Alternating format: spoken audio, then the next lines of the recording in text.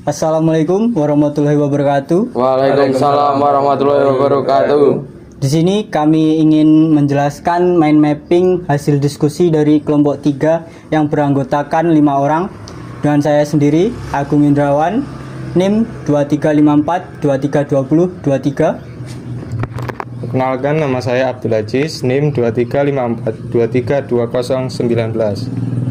Dan saya Muhammad Horrazi dengan NIM 2354 2320 32. Dan saya Tegar Adi Pranata, NIM 2354 2320 20. Dan saya Syarif Hidayat 2354 23008. Mata kuliah Industri Feedlot, dosen pengampu Miftahuddin Ahmad, SPT MPT.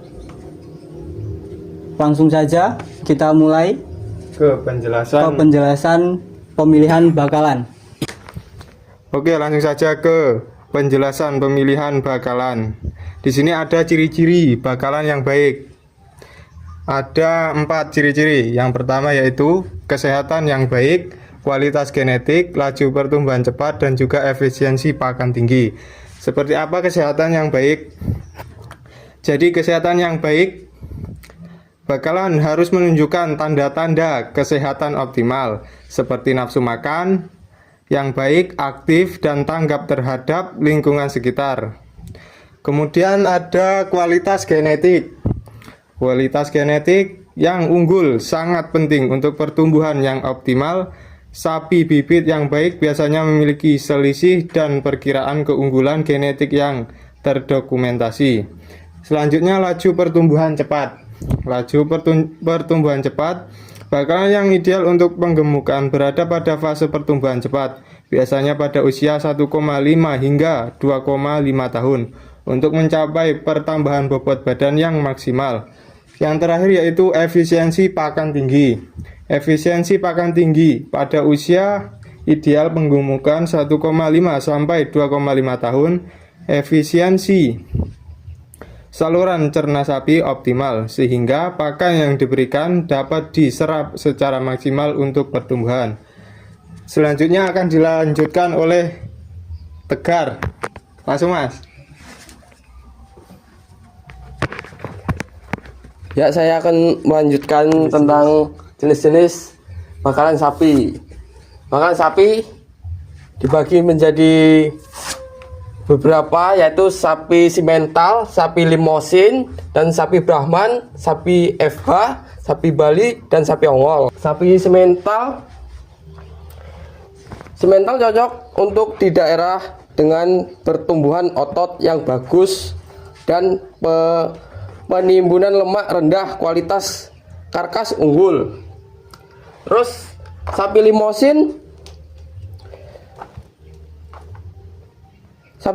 ideal untuk di daerah sejuk dengan tubuh kekar dan berotot, menghasilkan karkas berkualitas tinggi.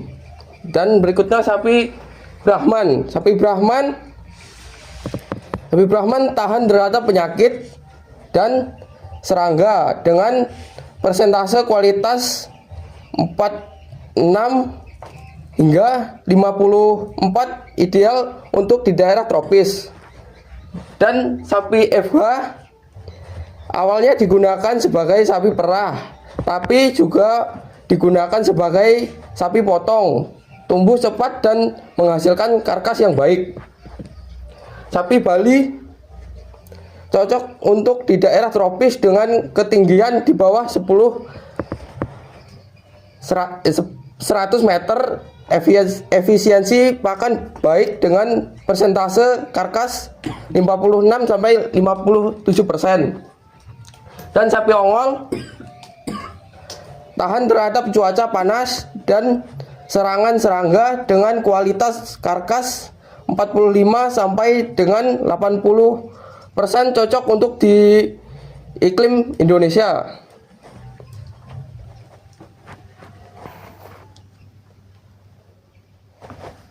Baik, saya akan melanjutkan dari Mas Tegar. Kriteria pemilihan bibit bakalan. 1. Bangsa sapi. Bangsa sapi merujuk pada kelompok sapi yang memiliki karakteristik tertentu yang sama, baik dari segi genetik, morfologi, bentuk tubuh, maupun fisiologi. Bangsa sapi ini bisa berasal dari daerah tertentu seperti sapi potong atau sapi perah, atau merupakan hasil persilangan dari berbagai bangsa sapi. Bangsa sapi dalam industri feedlot merujuk pada sapi yang dipelihara dan digemukkan secara insentif untuk produksi daging. Feedlot adalah sistem peternakan yang memelihara sapi dalam jumlah besar di area yang terbatas dengan tujuan untuk meningkatkan berat badan dan kualitas daging. Dalam industri feedlot, bangsa sapi yang umum digunakan adalah sapi potong seperti 1. Sapi Brahman, 2. Sapi Angus, 3. Sapi Simental, 4. Sapi Limousin. Sapi-sapi ini dipilih karena memiliki karakteristik yang baik untuk produksi daging seperti pertumbuhan yang cepat, kualitas daging yang baik, dan kemampuan adaptasi yang tinggi terhadap lingkungan feedlot. Oke, saya akan melanjutkan jenis kelamin jantan dan betina. Untuk usaha penggemukan sapi, jenis kelamin jantan lebih disarankan dibandingkan betina. Sapi jantan cenderung memiliki pertumbuhan lebih cepat dan efisien pakan yang lebih baik, sehingga lebih menguntungkan untuk penggemukan. Namun perlu diingat bahwa pemilihan bakalan sapi juga tergantung pada tujuan produksi dan kebutuhan peternak. Dalam beberapa kasus, sapi betina juga dapat digunakan sebagai bakalan, terutama jika tujuan produksi adalah untuk menghasilkan sapi branding atau sapi perah.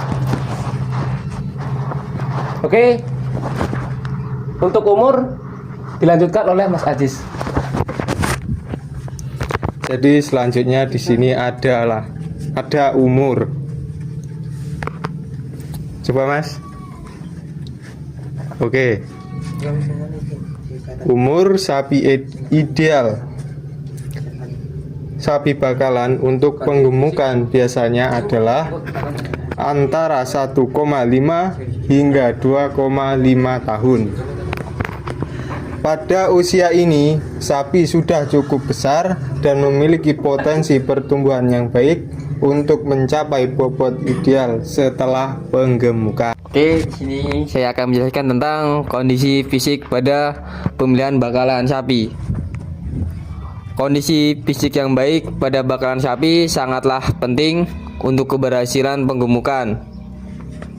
Bakalan yang sehat dan memiliki potensi pertumbuhan yang baik akan memberikan hasil yang optimal. Contohnya seperti 1. Sapi itu harus sehat. Yang kedua, bulu harus bersih, mengkilat dan tidak kotor. Terus yang ketiga, hidung harus lembab dan tidak kotor. Terus yang keempat, mata harus cerah, bersih dan tidak berair. Untuk yang kelima, pernapasan harus tenang dan teratur. Terus yang kelima, kaki harus kuat, kokoh, memiliki daya tumpuan yang seimbang. Terus yang ini, bentuk tubuh harus proporsional dengan bagian depan, tengah, dan belakang seimbang. Terus yang terakhir itu kulit harus elastis dan mudah dicubit. Bobot badan harus ideal, tidak terlalu kurus ataupun terlalu gemuk. Terus temperamen, bakalan sebaiknya tidak temperamen atau liar. Terus saya akan jelaskan tentang kondisi kesehatan. Yang pertama, nafsu makan yang baik. Kedua, bebas dari penyakit. Yang ketiga, perilaku aktif, lincah, responsif terhadap lingkungan sekitar. Dan terakhir yaitu fasisnya normal. Oke, mungkin itu saja presentasi dari kawan-kawan kami. Demikian dari kami untuk menyampaikan mind mapping pemilihan bakalan. Pemilihan bakalan terdiri dari ciri-ciri bakalan yang baik, jenis-jenis sapi bakalan, kriteria pemilihan bibit bakalan. Kriteria pemilihan bibit bakalan terdiri dari bangsa sapi, jenis kelamin, umur, kondisi fisik, dan kondisi kesehatan. Jadi seperti itu struktur dari mind mapping yang telah kami buat. Demikian dari kami, apabila ada kurang lebihnya kami mohon maaf. Saya akhiri. Wassalamualaikum warahmatullahi wabarakatuh.